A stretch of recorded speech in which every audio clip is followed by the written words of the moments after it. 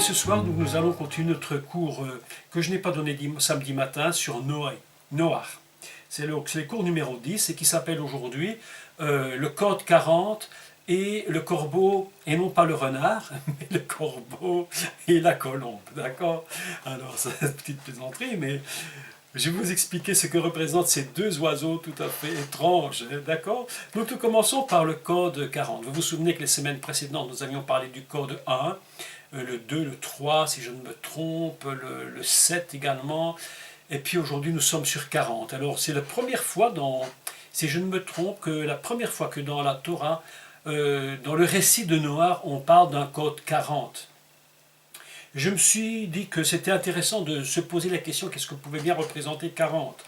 Puisque vous savez que dans la langue hébraïque, bon, ceux qui ne le savent pas, évidemment, je le dis pour vous, ceux qui le savent, évidemment, c'est pas une découverte, mais enfin, c'est un rappel.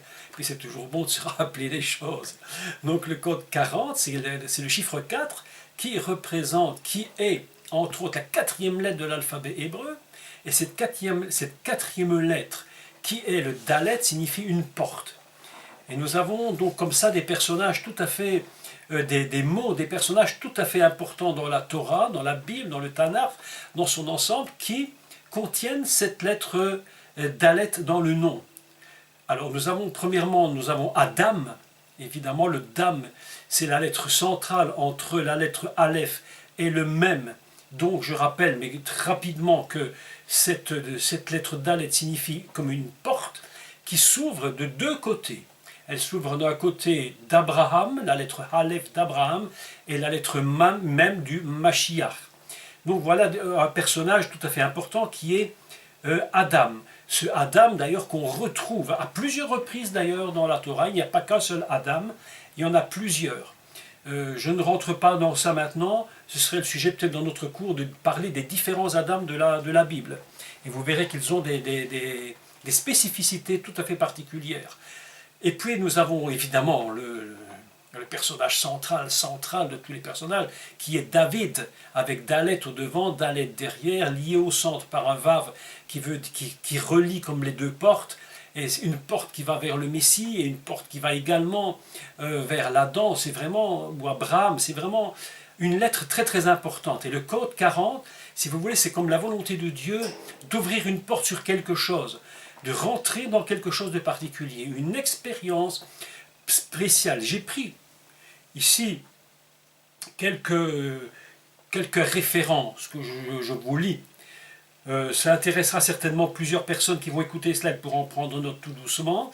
Sur le code 40, nous avons évidemment le premier code 40 qui est repris dans l'histoire, dans le récit de Noah, puisqu'il va y avoir 40 jours et 40 nuits de pluie, donc ce qu'on appelle le déluge, le Mabul Maïm. Et puis nous avons aussi, je le lis ici dans l'ordre que je les ai prises, vous allez voir, il y en a tellement dans la Bible des codes 40 qu'on se rend vraiment compte qu'il y a une expérience à retirer de ce 40. Je ne sais pas si ce chiffre 40 aujourd'hui doit être utilisé de la même manière que dans la Torah ou dans la Bible.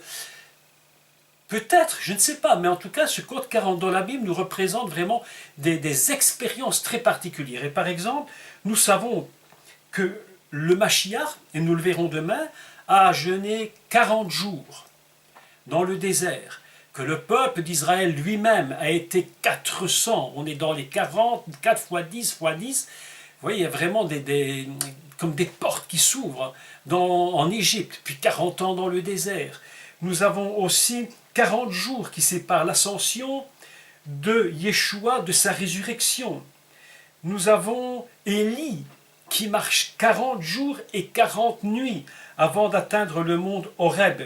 Il a jeûné 40 jours. Vous imaginez, ce sont des choses absolument surprenantes. Élie marche 40 jours et 40 nuits. Mais c'est absolument surprenant. Vous vous rendez compte qu'Élie, c'est quand même un personnage tout à fait surprenant. Il faudrait vraiment qu'on parle de Élie pendant quelques cours, parce que vraiment, il nous apprend des choses. Vous vous souvenez, mais c'est une parenthèse que je fais rapide, que Élie, la Bible dit il dit court devant le char d'Akab, et on voit qu'Akab sur son char, évidemment, va à toute vitesse, et Élie le dépasse, pour vous montrer le type de personnage que pouvait être cet homme. Incroyable. C'est comme si aujourd'hui je me mettais à courir plus vite qu'une Mercedes sur l'autoroute, mais c'est un truc pas possible. Donc vous vous rendez compte, ce genre de personnage va jeûner, il va marcher 40 jours, 40 nuits, et puis nous avons également 40 jours de défi entre Goliath et le peuple d'Israël. Et puis le règne du roi Joas, 40 ans. Le peuple du Ninive se repent pendant 40 jours. Isaac avait 40 ans lorsqu'il épouse Rebecca. L'embaumement de Jacob se prononce pendant 40 jours, etc., etc., etc.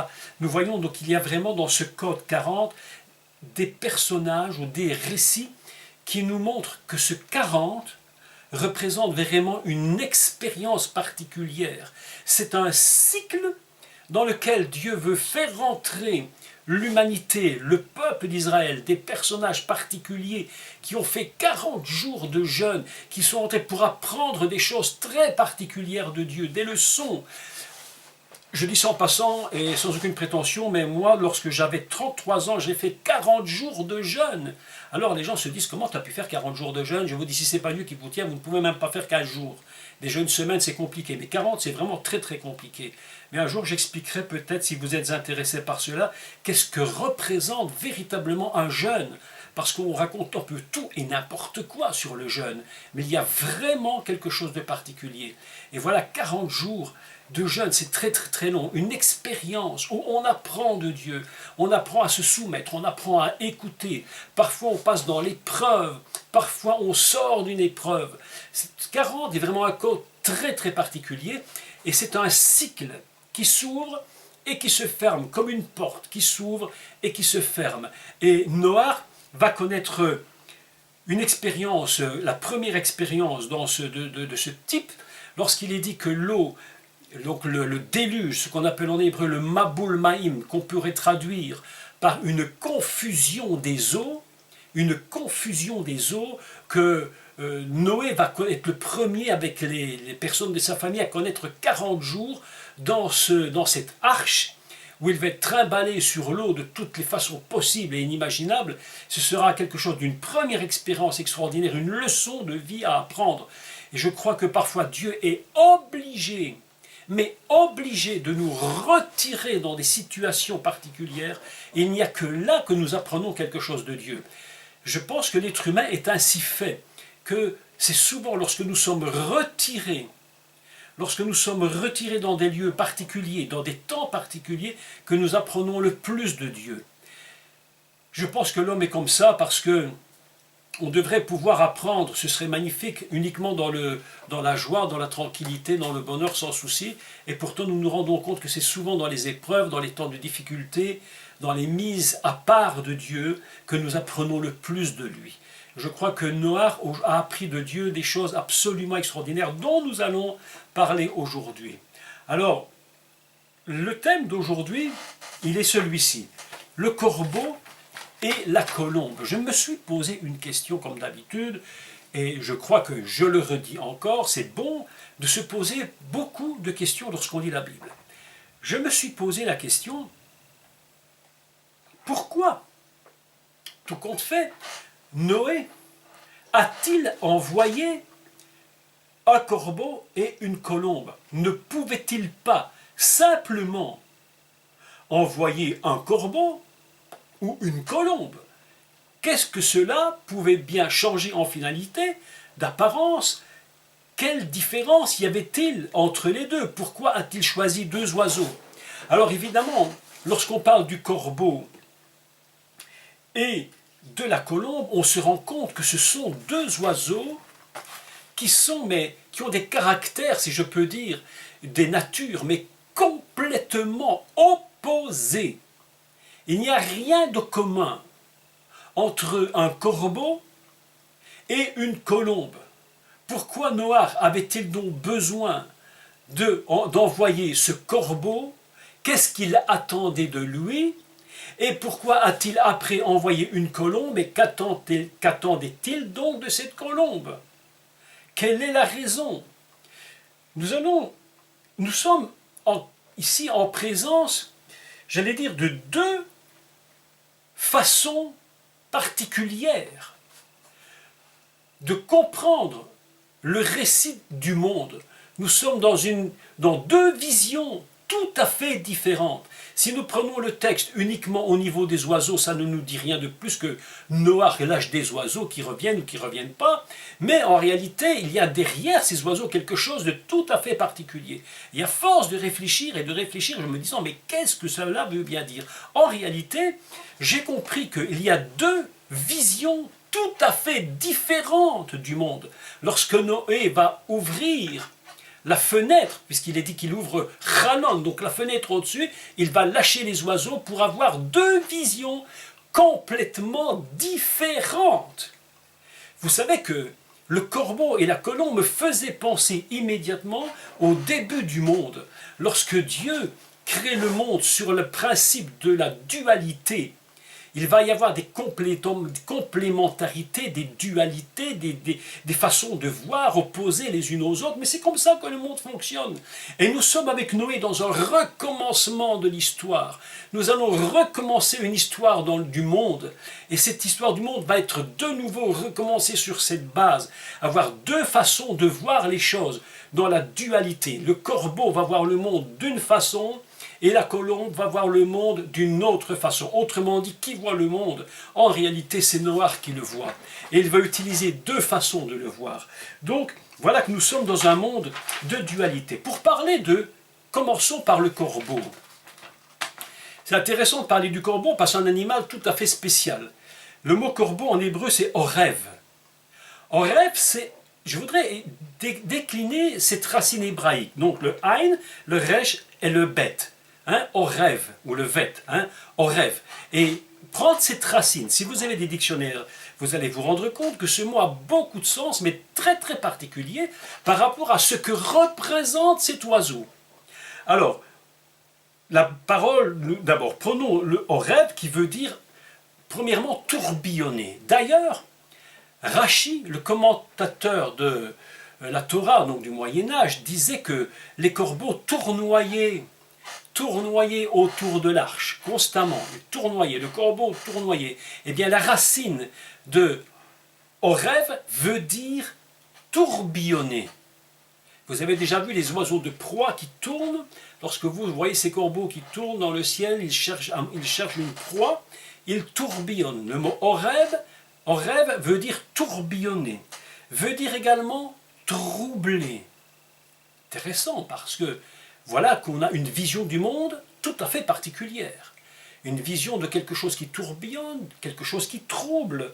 C'est aussi le sens de confondre, quelque chose qui se confond. Et je vais expliquer sur ce mot confondre quelque chose de très très intéressant par rapport à une pratique juive que l'on fait aujourd'hui.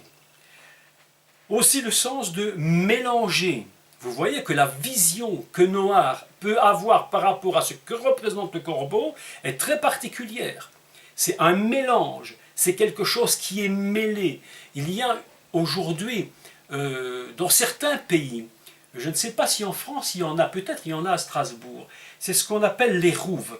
C'est la même racine exactement. Vous savez ce que c'est les rouves?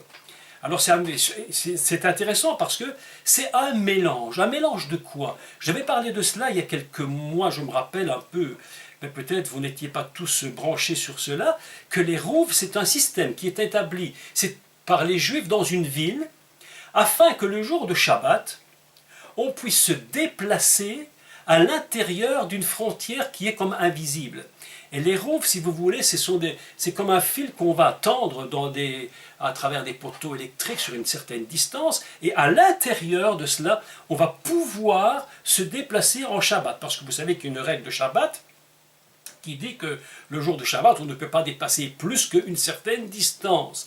Donc comme ça devient très compliqué, et que pour ne pas sortir de la loi, c'est compliqué, tout en faisant quelque chose qu'on ne devrait pas, mais qu'ils vont quand même faire, ils vont construire, donc ils vont tracer un érouve, quelque chose qui va être un mélange entre la terre où ils sont et un endroit où on pourra se déplacer le jour du Shabbat.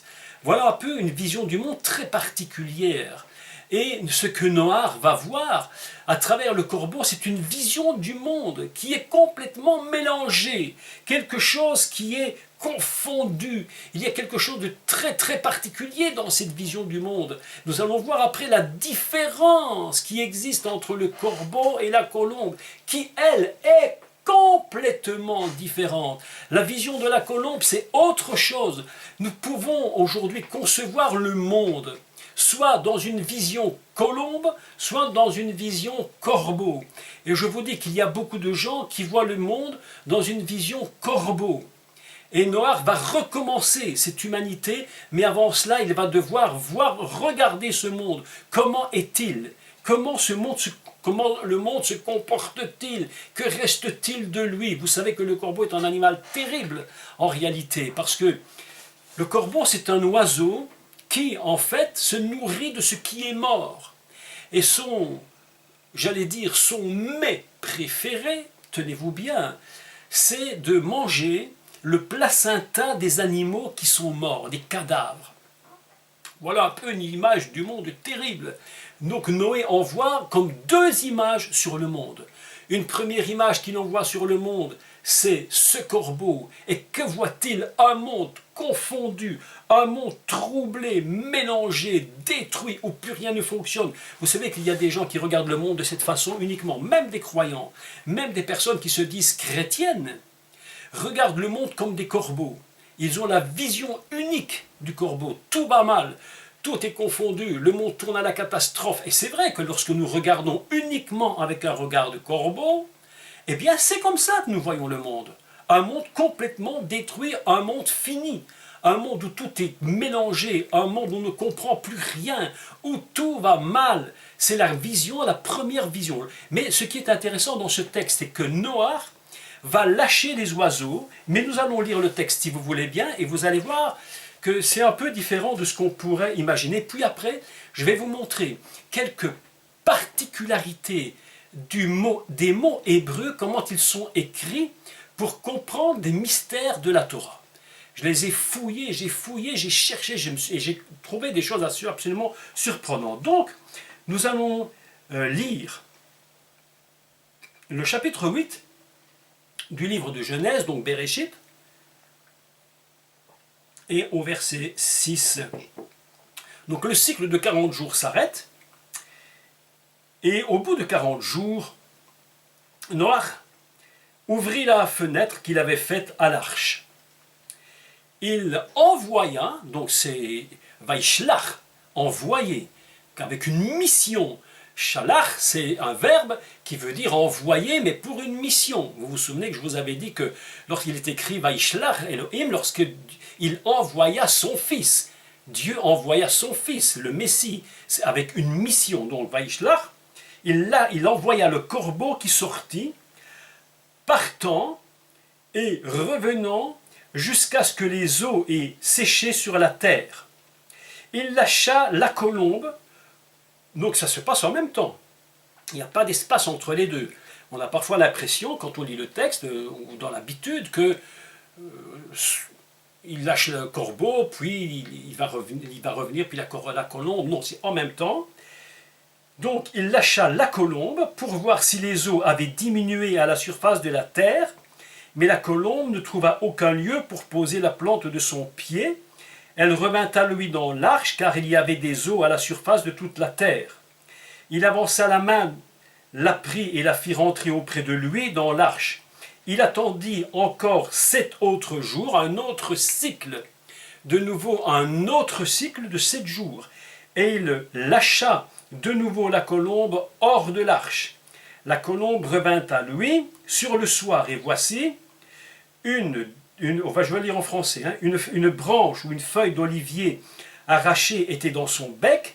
Noach connut ainsi que les eaux avaient diminué sur la terre. Il prit patience, si on le traduit littéralement, non pas il attendit, mais il prit de la patience. Encore un cycle de 7 jours, et il envoya la colombe, mais elle ne revint plus à lui. On arrête là la lecture, voilà des textes tout à fait extraordinaires. Donc voilà que simultanément, Noach va envoyer deux visions du monde. Il veut avoir une vision, j'allais dire en relief du monde. Qu'est-ce que le monde est réellement et qu'est-ce que l'on peut faire pour que ce monde puisse de recommencer. Il y a dans le verset 17 du chapitre 7, vous allez voir que les trois premières fois qu'on utilise le mot terre, il s'agit de Haaretz, la terre, et les trois fois suivantes, je prends la traduction littérale hébraïque, je ne prends pas les traductions françaises où on utilise le mot terre alors qu'il n'est pas dans le texte hébreu. Mais il y a trois fois le mot Haaretz, comme si Dieu disait, voilà, ça c'est le monde détruit comme il est, comme il va être détruit, c'est cette terre que j'ai construite. Mais les trois dernières fois, on traduit le mot terre, mais il n'est plus repris sur le mot de Haaretz, mais sur le mot de Adama, Hahadama, la terre. Et Adama, nous nous souvenons évidemment que Adama veut dire, dans sa racine, non pas la terre, mais veut dire ressembler. La racine de Adama, ce n'est pas Aleph, Dalet même, mais la racine c'est Dalet même He, qui veut dire ressembler. Et la terre porte le mot d'Adama exactement lorsqu'il est écrit qu'il Dieu fit l'homme à son image, à sa ressemblance, Kidmutnu, qui veut dire comme la ressemblance de Dieu. Autrement dit, l'homme est à la ressemblance de Dieu, et c'est cette terre qui elle-même porte le nom d'Adama. On a parfois l'impression que c'est l'inverse, que c'est l'homme qui s'appelle Adam, parce que la terre s'appelle Adama, mais c'est l'inverse. La première fois que le mot apparaît, c'est d'Adam, c'est en parlant de cette créature que Dieu crée, puis après, c'est la terre qui porte le nom Adama. Et ça contient l'idée de ressemblance.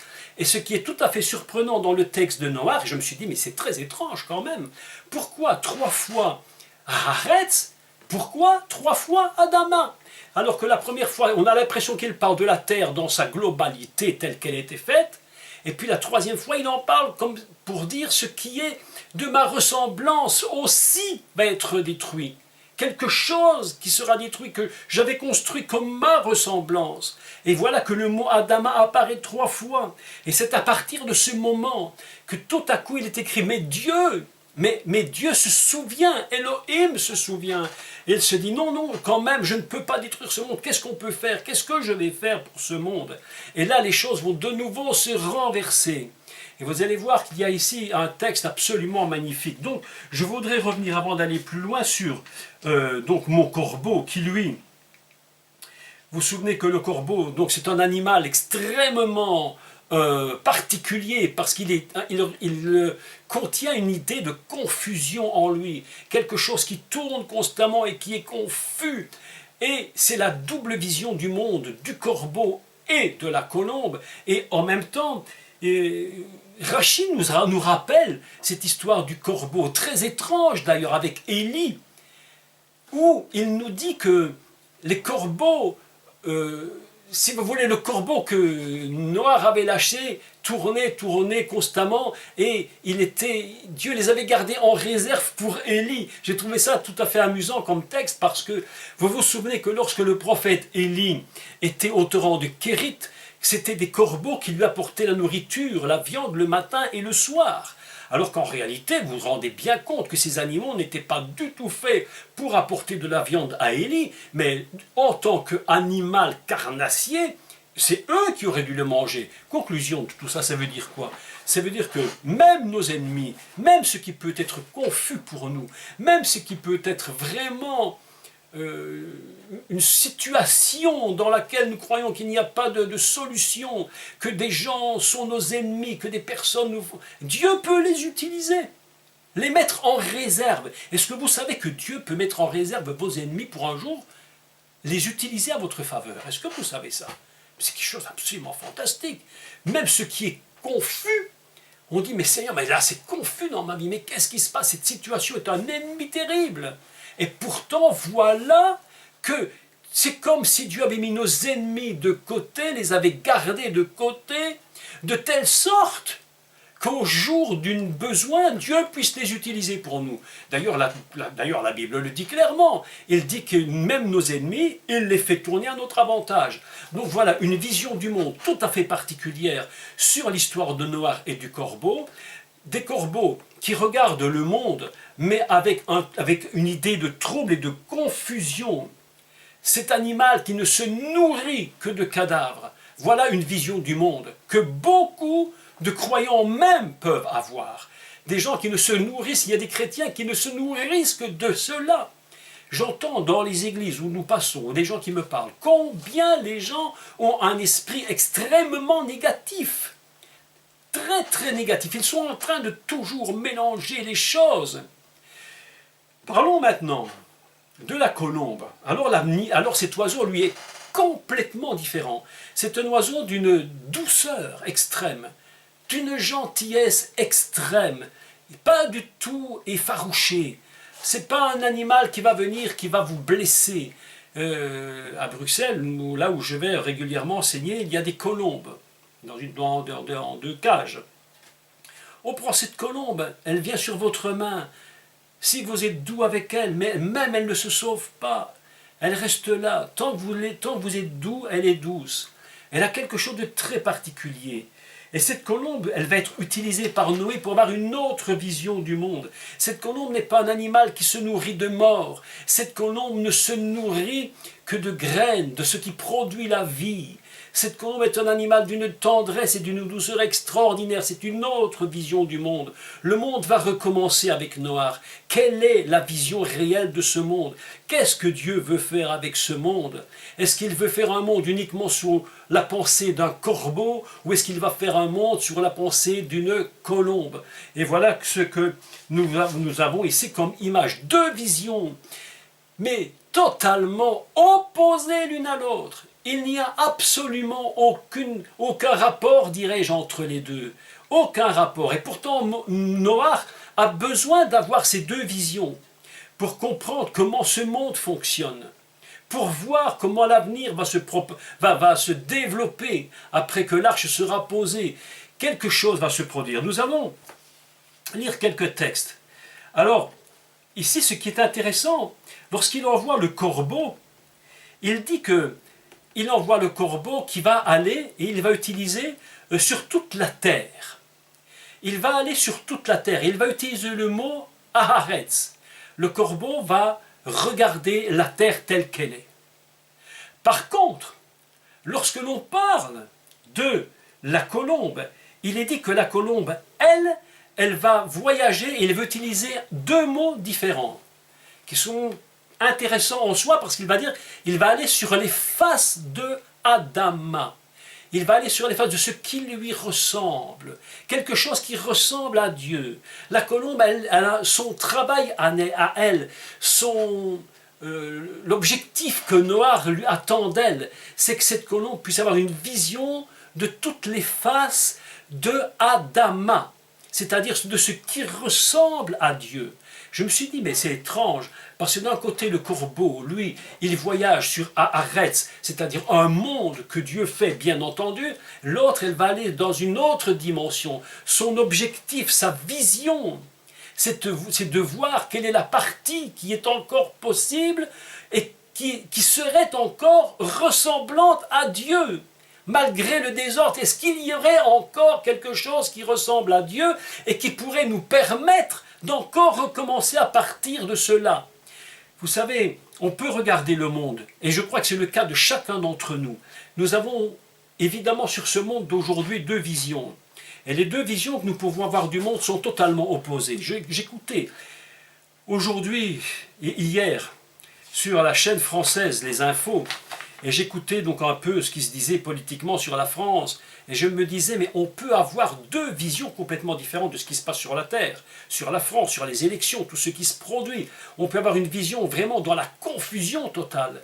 Mais on peut aussi avoir une vision complètement dans une perspective qu'il y a encore un espoir pour ce monde. Ça, c'est la vision colombe. Nous devons comprendre que le principe du croyant, et en plus, celui qui est en Yeshua, le Mashiach, Nous devons avoir cette vision de la colombe qui, à un moment donné, devra être prédominante. On dit ça? Prédominante sur la vision du corbeau. Oui, le monde va mal. Oui, c'est la confusion. Oui, tout tourne dans tous les sens. Mais j'ai aussi lancé une autre vision. J'ai aussi lancé un autre regard. Et voilà qu'il est dit que le corbeau, lui, va voir la terre à Haaretz. Par contre, la colombe, elle, si vous lisez le texte hébreu, vous allez voir qu'elle ne va pas sur Haaretz, elle va sur Adama, c'est-à-dire sur quelque chose qui ressemble, qui a une ressemblance, quelque chose que Dieu donne. Et il se dit, mais est-ce que quelque chose qui ressemble encore à Dieu sur cette terre existe-t-il encore? Est-ce que c'est possible de recommencer à partir de ce point-là? Je dis, c'est là la vision fondamentale que nous enseigne la Bible, que nous enseigne le Messie, c'est que oui, les choses vont mal, mais nous pouvons avoir une autre façon de regarder et de recommencer le monde. Si ce n'en était pas ainsi, je vous dis franchement, si ce n'était pas cette vision-là qui va prendre le dessus sur l'autre vision, je dis ça ne servirait même plus à rien d'aller à l'église, ni d'évangéliser, ni de faire quoi que ce soit. On serait des dépressifs chroniques, tous ensemble comme des dépressifs uniques. Donc je pense que aujourd'hui, nous sommes face à deux types de comportements. Nous-mêmes, nous devons, lorsque nous regardons le monde, lancer deux oiseaux. Un oiseau qui est l'oiseau corbeau, et nous devons lancer un oiseau colombe. Et nous devons faire la part de ces deux visions sur cette terre. Oui, nous savons que ça va mal. Oui, nous savons que tout tourne en catastrophe. Ça, c'est la vision Haaretz. Mais ce qui ressemble à Dieu, est-ce qu'il y a encore un moyen de parler à ce monde aujourd'hui à travers la vision de cette colombe? Écoutez bien ce qui est écrit. Alors ici, je lis dans le verset, le chapitre 10, le verset 10 au chapitre 8. Vous l'avez lu, je le relis. Le verset 10 du chapitre 8, il est dit « Il attendit encore cet autre jour, il lâcha de nouveau la colombe hors de l'arche. » Alors ici, nous allons avoir deux fois la même phrase hébraïque qui revient. Deux fois exactement la même phrase. Et au verset 11, la colombe revint à lui, et voici une branche d'olivier, et je prends verset 12, pardon, et il patienta encore cet autre jour, et il lâcha la colombe. Il y a donc deux phrases, les mêmes exactement. Ces deux phrases, la première fois, pour dire il attendit, c'est vayachel. Il attendit. La première fois, il va lâcher la colombe et il attend. Il patiente la première fois. Et jusque-là, Noach est dans un état d'attente. Il lâche la colombe, il attend. Et voilà que se passe quelque chose de très particulier, c'est qu'à la colombe, la première fois, elle ne trouve aucun endroit pour poser, j'allais dire, ses pattes, et elle revient à Noach. Noach attend encore un temps. Il revoit cette colombe. Et la Bible nous dit qu'il attendit. Vayachel, avec un yud. Écoutez bien ici quelque chose de très surprenant. Mais la deuxième fois, alors, c'est au verset 12, au chapitre 8, il dit qu'il prit de nouveau patience, Noach prit de nouveau de la patience, et là, le mot Vayachel se prononce quasi de la même manière, mais il n'y a pas un yud, mais il y a deux yud. Je me suis dit, mais qu'est-ce que c'est que cette histoire? Il dit exactement la même chose. En fait, il dit exactement la même chose que la première fois, mais la deuxième fois, il patienta avec deux yud. Je me suis dit, mais pourquoi? Eh bien, en réalité, ce qui est absolument formidable, c'est qu'après la première fois, la colombe revient avec quelque chose de très spécial. Et avec quoi revient-elle, cette colombe? Elle revient avec ce qu'on appelle zaït taraf, qu'on a traduit ici en français par une feuille d'olivier qui était dans son bec.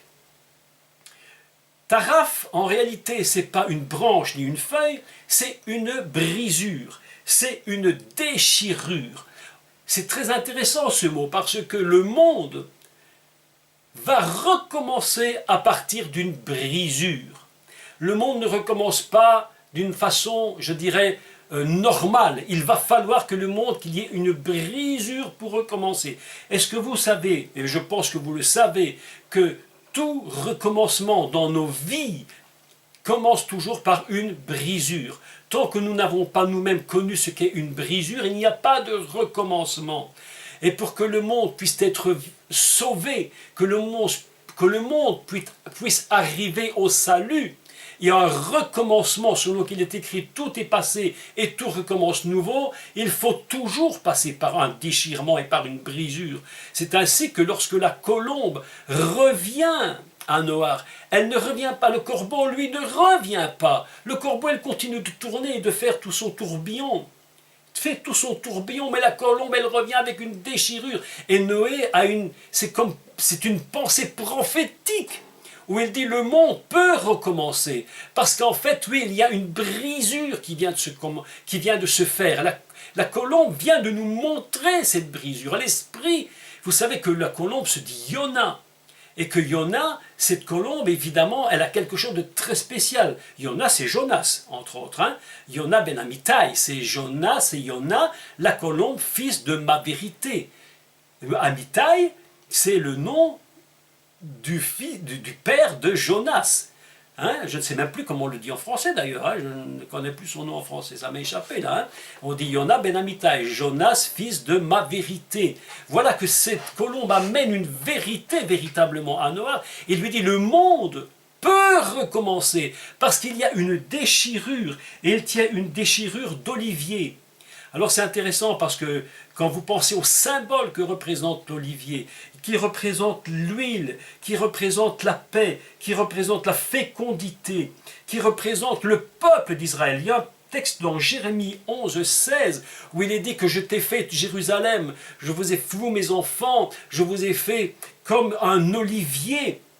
C'est un texte extraordinaire. Et il faudra évidemment que cette branche d'olivier soit comme le peuple d'Israël, qui lui-même devra connaître le brisement, la brisure, pour pouvoir connaître sa délivrance en finalité.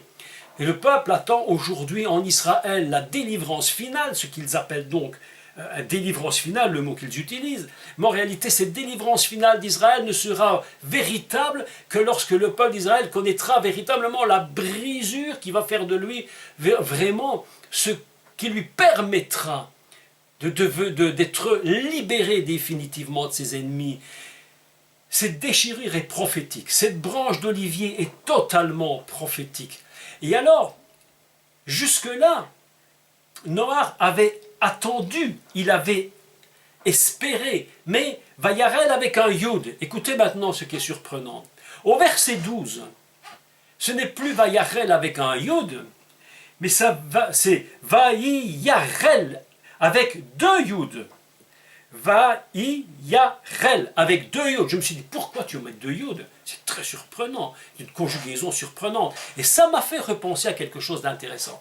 Ça me faisait repenser à ce Vaïtser que l'on trouve dans le livre de Genèse, lorsqu'il est dit que Dieu forma l'homme. Il forme l'homme Vaïtser. Normalement, il fallait qu'un Yud, mais les rabbins nous font remarquer qu'il y a véritablement une erreur de grammaire volontaire. On a mis deux Yud. Pourquoi est-ce qu'on a mis deux Yud? Eh bien, ils nous disent que c'est parce qu'il y a un Yud pour là-haut, il y a un Yud pour ici-bas.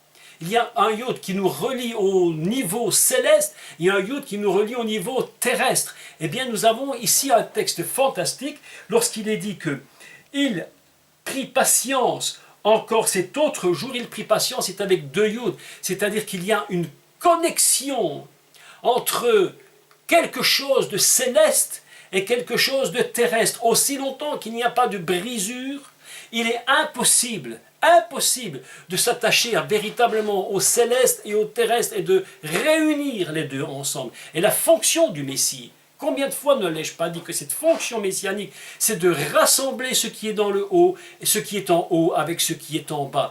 Et dans ce texte, il attendit, il patienta encore 7 jours.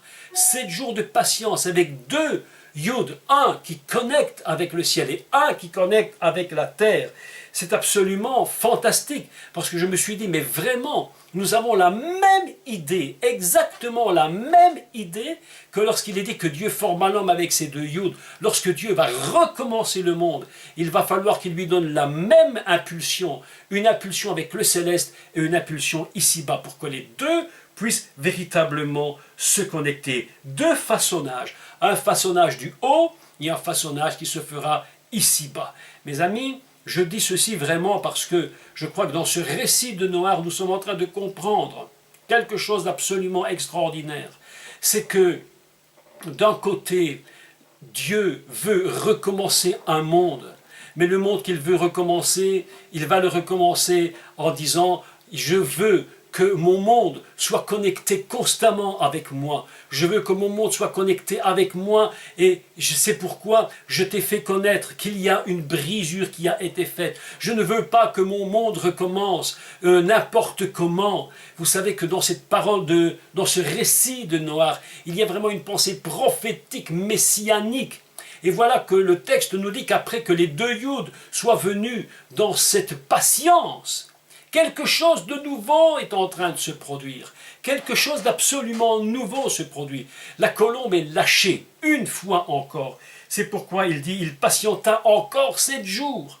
Il patienta parce qu'il avait une espérance en haut, une espérance en bas. Nous pouvons, mes amis, je le dis, et je le redis souvent aux gens avec qui je parle, il faut que nous soyons des hommes et des femmes de patience. Il ne faut pas toujours vouloir tout de suite, à la fraction de seconde. Il y a des cycles pour obtenir des choses de Dieu. Il y a des cycles.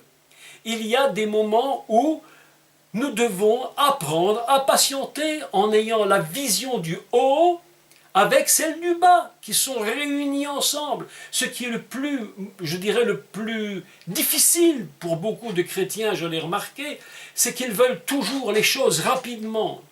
Mais la Bible dit que Noé patienta encore un cycle entier. Mes amis, nous sommes des gens de patience. Il faut que nous le soyons. Je dis à chacun d'entre vous, par mon expérience, je le sais, que ce que Dieu nous a promis, il va nous le donner. Acceptons seulement un cycle entier de patience, mais ayons toujours, comme Noir, une patience qui s'accroche en haut, et nous qui sommes ici-bas. Et nous allons ainsi fonctionner comme Dieu veut que nous fonctionnions. À ce moment-là, après ce cycle de patience, quelque chose va se produire. Et nous avons relu le texte absolument magnifique. Il dit, il lâcha la colombe, mais elle ne revient plus à lui. Alors là, ce texte m'avait beaucoup parlé, parce que je dis, cette colombe est partie, mais où est-elle partie pour ne plus revenir? Pourquoi la colombe n'est-elle pas revenue? Vous savez, une colombe en général, quand elle part, elle revient toujours là où elle est partie. Vous pouvez la lâcher, elle retourne dans sa cage. Elle retourne où on l'a prise. C'est comme ça qu'elle fonctionne. Mais voilà que la colombe ne revient plus à lui. Elle est partie pour trouver un endroit où elle pourrait enfin se poser définitivement. Mes amis, je me suis posé une question. Je me suis dit, mais dans quel endroit la colombe a-t-elle bien pu se poser? Elle quitte son arche. Elle ne revient plus à Noar. Mais où va-t-elle se poser? Quel est le lieu où elle pourra se mettre? Eh bien, j'ai trouvé un texte absolument magnifique qui se trouve, vous le connaissez évidemment comme moi, dans l'évangile de Jean, bien entendu. Dans l'évangile de Jean, il va chercher l'endroit où la colombe a pris la déchirure. C'est là qu'elle va retourner, là où la déchirure a eu lieu. Là où la branche a été prise, la branche d'olivier, la paix, l'onction, l'esprit, le peuple d'Israël, dont vous allez entendre parler du peuple d'Israël à travers le Mashiach. Il y a quelque chose d'incroyable qui existe à travers le Mashiach et Israël. Il y a là, dans cette fusion entre Yeshua et Israël, il y a quelque chose d'absolument extraordinaire qui se produit. Nous allons parler de ça demain. Vous allez comprendre pourquoi il fallait que le Mashiach retourne 40 jours au désert. Mes amis, la colombe est partie, elle ne revient plus. Mais où a-t-elle été? Je me suis posé la question, mais où a-t-elle été? Mes amis, je vais vous dire où elle a été. Elle a été exactement là où la déchirure avait été prise. Elle a déchiré, elle a arraché quelque chose, c'est complètement je vais dire, oui, arrachée, blessée, et la colombe va retourner au même endroit. Écoutez à quel endroit ça se trouve. Alors l'évangile de Jean est extraordinaire. Il dit, chapitre 1, verset 32, Jean rendit ce témoignage, j'ai vu l'Esprit descendre du ciel comme une colombe et s'arrêter sur le Mashiach. Qui est la déchirure? Qui est cette déchirure? Qui est cette déchirure qui produit la capacité d'avoir de l'onction? Qui est cette déchirure qui a la capacité de nous donner la paix? C'est le Mashiach. Et voilà que colombe quitte l'arche de Noé pour se poser sur qui? Sur le Mashiach. C'est là qu'elle se pose. C'est l'endroit choisi. C'est l'endroit où tout peut recommencer. C'est pourquoi la colombe quitte l'arche pour se poser sur le Messie. Le Saint-Esprit lui a dit, Jean dit, il rend un témoignage. Mais cette phrase est magnifique. Jean rend un témoignage. Ce n'est pas une élugubration bizarre. Ce n'est pas une prophétie comme ça qui s'invente dans la tête. Mais non, c'est vraiment quelque chose qu'il a reçu de Dieu. Je ne le connaissais pas, dit Jean, mais c'est afin qu'il soit manifesté à Israël que je suis venu baptiser d'eau, et Jean rendit ce témoignage, j'ai vu l'Esprit descendre du ciel comme une colombe et s'arrêter sur lui. Je ne le connaissais pas, mais celui qui m'a envoyé baptiser d'eau m'a dit, celui sur qui tu verras l'Esprit descendre et s'arrêter, c'est lui qui baptise du Saint-Esprit, c'est-à-dire Zaït Taraf. Zaït Taraf, l'olivier déchiré, le Mashiach lui-même. Alors vous dites, mais la colombe, que lorsqu'elle est partie, il n'a quand même pas mis des milliers d'années pour aller sur le Messie. Mais non, évidemment pas. Il faut comprendre que l'histoire de Noah, c'est une histoire qui recouvre l'histoire éternelle. C'est une histoire qui recouvre l'histoire du monde. On n'est plus dans le temps avant ou dans le temps qui vient, ou non, on est dans un temps divin. J'allais dire qu'un temps divin, ça veut dire hors du système que nous connaissons ici. Lorsque la colombe part, c'est pour trouver le lieu messianique, le seul et unique endroit où elle peut se poser. Le corbeau, lui, par contre, lui, il va, il vient, nous dit la Bible, il va, il vient, il regarde toujours, il ne sait jamais se poser. Il trouve que la mort, il cherche que la mort. La colombe est tout à fait différente, elle part. Si elle ne trouve rien, elle revient. Mais lorsqu'elle trouve un endroit pour poser son pied, c'est là qu'elle va se poser. Mes amis, c'est pourquoi il est dit que celui... Jean dit et témoigne, l'Esprit m'a dit, donc il dit, j'ai vu l'Esprit descendre du ciel comme une colombe et s'arrêter sur lui. Autrement dit, lorsque lui sera baptisé de l'Esprit, lorsque lui va recevoir cet Esprit, cette colombe, c'est lui qui va dire plus tard, avant de monter vers le Père, il va dire, je vous enverrai encore mon Esprit, attendez à Jérusalem. Autrement dit, l'Église elle-même devient le lieu où la colombe va se poser. C'est ainsi qu'on recommence les choses. On ne recommence pas les choses n'importe comment. On ne recommence pas les choses n'importe comment. Dieu ne veut pas recommencer son monde n'importe comment avec vous. Est-ce que vous savez que chaque personne qui se donne au Messie, chaque personne qui appartient au Messie, en finalité, recommence le monde. C'est comme un recommencement, un nouveau départ. Toutes choses anciennes sont passées, on laisse le cycle. Il y a des cycles, mes amis, il faut comprendre qu'il y a des cycles qui se terminent, des cycles qui s'arrêtent définitivement et des cycles qui recommencent. Et beaucoup de croyants, beaucoup de gens sur cette terre n'ont aucune capacité de clôturer des cycles. Il faut toujours qu'ils prolongent. Mais Dieu dit, j'ai donné des cycles. Je me suis posé des questions, je me suis dit, mais pourquoi mon Dieu, pourquoi? Pourquoi? Est-ce que tu donnes des chiffres 40, des chiffres 7, des chiffres 12, des chiffres 4? Pourquoi? Et dans mon esprit, quelque chose me disait, mais j'ai mis des cycles. Et lorsque j'ai clôturé un cycle, il ne faut plus essayer de recommencer ce cycle. Il faut arrêter. Vous savez, moi j'ai pris une habitude dans ma vie, je vous dis, très sincèrement. J'ai appris une habitude. Je parlais encore de cela tout à l'heure avec mon épouse. Je lui disais, tu sais, Nous, dans notre vie, tous ici ensemble, qui écoutons ceci, nous avons tous connu des moments de joie, de bonheur, de difficulté, d'erreur, de combat, de conflit, enfin tout ça. Nous le connaissons tous, mais il faut que nous apprenions à clôturer les cycles. Nous devons apprendre à clôturer des cycles. Sinon, nous n'allons jamais pouvoir aller de l'avant. Tant que nous allons demeurer dans un cycle de souffrance et de cultiver constamment un cycle de souffrance, un cycle de tourment, un cycle de confusion, eh bien mes amis, nous ne passerons jamais dans un autre cycle. Moi, dans ma vie, vous savez, j'ai construit certains murs. Il y a avec mon passé des murs que j'ai mis. Et j'ai dit, ce mur-là, je ne veux jamais plus le passer, même pas regarder de l'autre côté, parce que je clôture un cycle.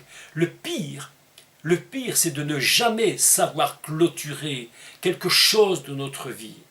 Mes amis, je vous le dis, vous avez connu des difficultés, vous avez connu des épreuves, vous avez connu de la souffrance, vous avez connu toutes sortes de choses. À un moment donné, je vous dis, clôturez ce qui doit être clôturé. Passez dans un autre cycle, passez à autre chose. Sinon, vous n'allez jamais arriver à rentrer dans cette victoire dont on nous parle beaucoup dans l'Église. On chante ces fameux cantiques, je suis fort plus que vainqueur, et en réalité tout le monde est faible plus que perdant. Les 3/4 sont faibles et plus que perdants. Alors on essaie de trouver des raisons, de toutes sortes de raisons, je vais vous dire, il n'y a pas beaucoup de raisons. Une grande raison fondamentale, c'est que les gens ne savent pas clôturer des cycles. C'est pourquoi Dieu donne à Noir un cycle de 40. Mais quand Dieu a dit maintenant le déluge s'arrête, le déluge va s'arrêter, mes amis. Pourquoi voulez-vous qu'il continue? Il continuera si vous voulez qu'il continue dans votre vie. Mais si vous voulez que ce cycle s'arrête, mais arrêtez. Ne prolongez pas les choses que Dieu veut arrêter. On dit parfois, mais pourquoi Dieu, pourquoi tu fais ceci, pourquoi tu fais ceci? Parce que c'est pas que Dieu le veut, c'est que les gens ne sont pas capables de clôturer des cycles. Je vous dis, Noé attendit encore 7 jours. Le cycle est clôturé. Et puis il est dit, Noé attendit encore 7 jours. Le cycle est clôturé. Mais voilà que pendant ce cycle, il a appris une leçon. C'est que maintenant, ce n'est pas seulement attendre, c'est maintenant avoir une profonde espérance avec le ciel. Beaucoup de chrétiens, je vous le dis franchement, ils sont à l'état de Noach, oui, ils sont dans un état Noach, mais ils sont toujours dans un état d'attendre. Simplement, ils espèrent basiquement que la terre fasse quelque chose pour eux. Ils n'ont toujours pas compris que lorsque la déchirure est produite, nous passons dans un autre niveau de cycle. Il faut arrêter, c'est pourquoi Dieu dit, il attendit encore 7 jours. Il attendit encore 7 jours. Le cycle est clôturé. Noah renvoie la colombe. Et la colombe revient avec une déchirure d'olivier. Et Noé se dit, ça y est, quelque chose s'est produit sur la terre. Voilà, quelque chose s'est produit. L'eau a commencé de partir, de diminuer. Mes amis, écoutez-moi bien. Je vais vous dire quelque chose de très intéressant. La terre a été complètement détruite, mais il y a une chose qui a subsisté. Une chose a subsisté. C'est une branche, c'est un olivier a subsisté. Au moins un. Et sur cet olivier que la colombe a repéré, qu'elle a pris la déchirure et qu'elle l'a ramené à Noir. Noir, c'est l'homme de paix, c'est l'homme qui vit en paix, c'est l'homme qui est fait pour consoler le monde. Noir, Jean lance la colombe, elle revient vers lui, le cycle est fini. Il la relance de nouveau après que le cycle soit terminé. Il y a des chrétiens qui n'arrêtent jamais. Ils ne veulent jamais recommencer. Ils disent c'est raté, c'est raté. Ils n'ont pas compris qu'ils sont comme Noir, mais au niveau le plus basique. Mais lorsque nous avons compris que notre vie se reconstruit sur le fondement messianique, mes amis, nous avons une espérance en haut et nous avons une espérance en bas. Et d'ailleurs, il y a un texte absolument magnifique, et je vais clôturer bientôt avec 1 Corinthiens 15, 19. J'aimerais que nous lisions 1 Corinthiens 15, 19. Écoutez ce qui est écrit. Si nous sommes des chrétiens uniquement d'une espérance basique terrestre et que nous n'avons pas compris l'œuvre messianique profonde, nous allons nous trouver dans une catastrophe. Écoutez ce qui est écrit. 1 Corinthiens 15, 19, si c'est dans cette vie seulement que nous espérons, si c'est seulement ici-bas que nous espérons, en Christ, nous sommes les plus malheureux de tous les hommes. Et pourtant, Paul précise, si nous espérons seulement ici-bas, non, il y a un niveau supérieur. Il faut rajouter un yud à notre espérance. Il faut rajouter une dimension céleste à notre espérance. Nous ne pouvons pas seulement être construits ici-bas. Il faut être construit aussi là-haut. C'est pourquoi Noach, lorsqu'il a vu la branche, cette déchirure, il aurait pu se dire, chouette, tout est terminé, voilà, tout a séché, c'est fini. Mais pourquoi l'a-t-il renvoyé, cette colombe? Pourquoi l'a-t-il encore renvoyé? Quelle était la raison? Il fallait que la colombe aille se poser sur celui qui est appelé le Mashiach. Ce texte est magnifique. Il dit que le premier homme, Adam, devint une âme vivante. Le dernier Adam est devenu un esprit de vie, un esprit qui est vivant. Les deux dimensions de Noé se trouvent dans le verset au chapitre 8 du verset 12. Il dit, il prit patience, vaï yachel de Yud, il prit de la patience, parce que quelque chose s'était produit là-haut, quelque chose s'était produit ici-bas. Mes amis, l'histoire de Noach, c'est une histoire prophétique, messianique. C'est totalement prophétique. Ainsi, je clôture en vous disant, deux visions complètement opposées que Noé va mettre en place. Une vision corbeau et une vision colombe. La vision corbeau, c'est une vision qui ne fait que tournoyer et vivre en confusion. Ça, c'est l'état du monde tel qu'il est dans sa structure. Et même le monde, lorsque l'eau descend, le monde est détruit. Une vision corbeau. Mais il a une autre vision. Noé se dit, c'est pas suffisant d'avoir une seule vision. Vous savez, on dit souvent, dans une expression très très populaire, il faut avoir deux sons de cloche. On ne juge pas sur une seule idée. Il faut au moins avoir deux sons de cloche quand vous écoutez des choses pour pouvoir bien les évaluer. Deux sons de cloche, deux visions différentes. Tu m'as dit ça et toi tu me dis ça. Sur quoi je vais m'appuyer? Sur quoi Noé va-t-il construire le monde nouveau?